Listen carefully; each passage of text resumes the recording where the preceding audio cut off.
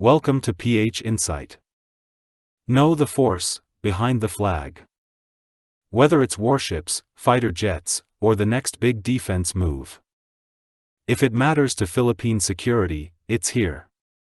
On September 16, 2025, during a congressional hearing on the Department of National Defense budget, Defense Secretary Gilberto Teodoro casually made a remark that immediately stirred debate both inside the House of Representatives and across the broader defense community. He stated that the Philippine Navy's force structure could soon include 8 frigates.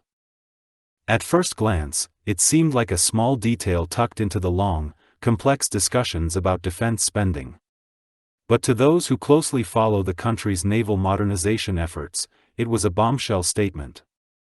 For years, the Navy has struggled to field even a handful of modern surface combatants. How then could the fleet suddenly expand to 8 frigates, double its current strength? That single line has since triggered waves of speculation.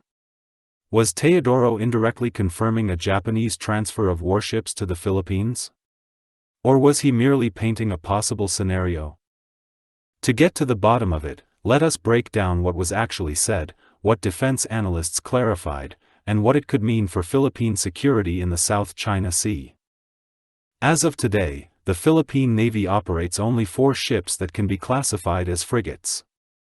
BRP Jose Rizal, FF-150, and BRP Antonio Luna, FF-151. Both guided missile frigates built in South Korea and delivered between 2020 and 2021. These are the most modern combat vessels in the fleet. 3 Del Pilar-class patrol frigates, originally U.S. Coast Guard Hamilton-class cutters, transferred to the Philippines starting in 2011. Although upgraded with new sonar and combat systems, they remain limited compared to newer designs. In July 2025, the Navy commissioned the BRP Diego Silang, FFG-07, the second ship in the new Miguel Malvar-class frigates also built by South Korea's HD Hyundai Heavy Industries. This left the Navy with 4 fully active frigates in service, while the 2 Del Pilar-class ships are often stretched thin on patrol duties. Even with Diego Silang joining the fleet, expectations were modest. 2 more frigates are already in planning under the Horizon 3 phase of the Armed Forces of the Philippines Modernization Program, RAFMP. If delivered, this would bring the number up to 6 by the end of the decade. But 8 frigates? That figure caught everyone by surprise. Teodoro, careful with his words, did not specify where the additional ships might come from. He simply said that the Navy's force structure could soon reflect 8 frigates. Defense analysts immediately jumped in to decode his meaning. Max Montero, one of the most respected voices on Philippine defense issues, offered an explanation. If Japan transfers its retiring Abukuma-class destroyer escorts, then the Navy could indeed field 8 frigates. That interpretation spread quickly, especially on social media platforms where military enthusiasts closely monitor every detail about potential acquisitions. It seemed to make sense. Japan is retiring its 1980s-era Abukuma-class ships, and Manila has been exploring closer defense ties with Tokyo. But Montero also cautioned, this was not confirmation of a done deal. Teodoro had not announced a finalized agreement, merely recognized the possibility. So what exactly are these ships that could suddenly boost the Philippine Navy's numbers? The Abukuma-class destroyer escorts were built for the Japan Maritime Self-Defense Force, JMSDF, beginning in the late 1980s. Displacement, about 2,500 tons, role, primarily anti-submarine warfare, ASW. Armament, as-built torpedoes, ASROC anti-submarine rockets, and surface-to-air missiles. Mission, escort convoys, hunt submarines, and patrol Japan's sea lanes. While considered modest by JMSDF standards, they were designed with high build quality and reliability.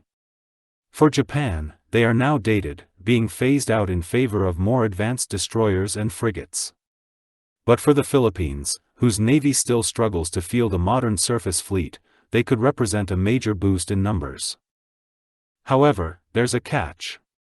Analysts like Montero have repeatedly reminded the public that any transfer from Japan would likely come with limitations. Sensitive systems such as fire control radars, sonar arrays, and missile launchers would probably be removed before handover. This is standard practice, as Japan cannot export advanced technology without strict agreements. That means the Philippine Navy would need to spend heavily to refit the ships before they could be considered combat-ready. Vice Admiral Jose Ma. Ambrosio Ezpeleta, the Navy's flag officer in command, later confirmed that discussions with Japan are still in the early stages. This statement is important.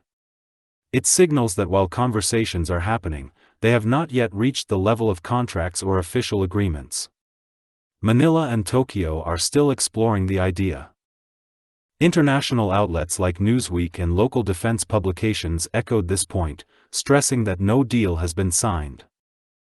Secretary Teodoro also offered a key budgetary clarification during the hearing. If the Abukuma-class ships were indeed transferred, the costs of repair and refitting would not come from Horizon 3 modernization funds. Instead, they would be covered under the Navy's General Appropriations Act (GAA) budget. This means that while the ships might be acquired at no purchase cost, making them battle-ready would fall on the Navy's annual operating funds. For a service already struggling with maintenance budgets, this could be a heavy burden. Why is this issue so important? Because the Philippine Navy's greatest weakness has always been numbers. The archipelago stretches over 7,600 islands and faces constant challenges in asserting sovereignty over the West Philippine Sea. With only 4 operational frigates, the Navy struggles to maintain continuous presence in multiple hotspots at once. Scarborough Shoal, where Chinese Coast Guard and maritime militia vessels frequently block Filipino fishermen. The Calayan Island Group, part of the Spratlys, where tensions regularly flare. The Benham Rise to the east, a resource-rich area needing regular patrols. More frigates mean more options for sustained presence, escort duties, and deterrence. Even older ships could provide valuable support, especially if paired with the more modern Jose Rizal-class vessels. But optimism must be tempered with realism. Accepting older ships carries its own challenges. Maintenance costs are higher, especially for vessels built nearly 40 years ago. Survivability against modern threats is limited. Abukuma-class ships were not designed to counter advanced anti-ship missiles. Integration problems could slow deployment, particularly if systems need replacement or upgrading.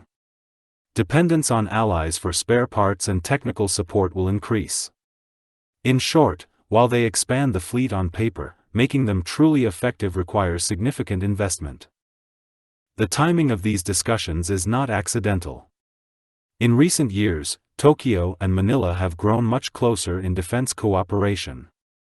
In 2023, the two countries signed a Reciprocal Access Agreement, RAA, allowing Japanese forces to train and operate in the Philippines. Japan has already transferred TC-90 trainer aircraft and radar systems to Manila. Tokyo is one of the few partners willing to provide maritime assets to the Philippines, seeing Manila as a frontline state in the South China Sea.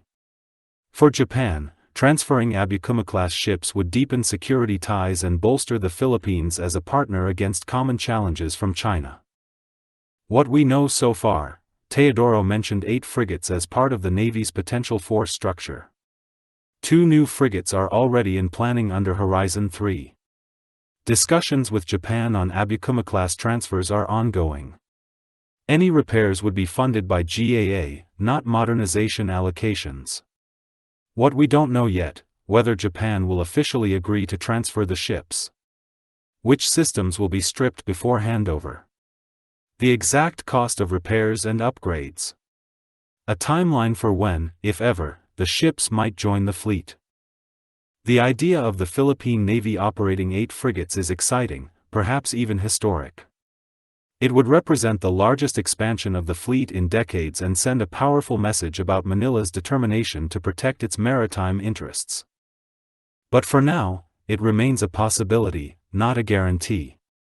The Abukuma-class transfer is still under discussion, not agreement. Even if approved, the ships will need costly refits before they can sail into contested waters. Secretary Teodoro's statement, Admiral Espoleta's caution, and analyst Montero's clarifications all point to the same reality: the Philippines must balance ambition with practicality. If the deal materializes, the Navy will gain numbers, but also inherit challenges. If it falls through, modernization efforts will continue with the planned new frigates. Either way, the debate has reminded the public of a simple truth: the Philippines urgently needs more ships to safeguard its vast waters. And whether they come from shipyards in Korea or surplus docks in Japan, the Navy's expansion will shape the country's security posture for years to come. For now, one thing is clear: the future of the Philippine Navy could soon include 8 frigates, but the details remain unresolved.